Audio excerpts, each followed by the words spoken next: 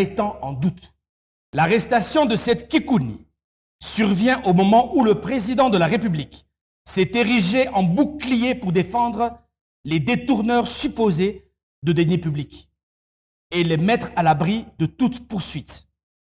Elle survient enfin dans un contexte général de remise en cause des libertés fondamentales par un régime qui, tout en tentant d'intimider les opposants, les acteurs de la société et les médias, s'évertue à restreindre leur liberté, s'en prend à toute voix qui ose critiquer sa gouvernance déficitaire. Le cadre de concertation des forces politiques et sociales s'associe aux militantes et militants du parti politique Piste pour l'émergence, ainsi qu'à l'ensemble de l'opinion publique indignée pour exiger la libération immédiate de M. Seth Kikouni, dont le délai de la garde à vue a largement expiré.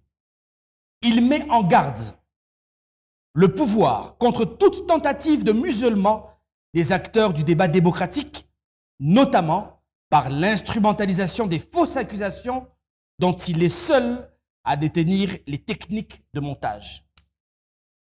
Il exige également la libération de tous les prisonniers politiques dont Mike Boukebaye, Jean-Marc Kabounz, Daniel Safou, ainsi que des acteurs de la société civile, notamment Mwamisio Ndungu King de la Lucha, arrêté à Goma, Jacques Sinzaera et Gloire Saisita de Veranda Munchanga, détenus à la DEMIAP.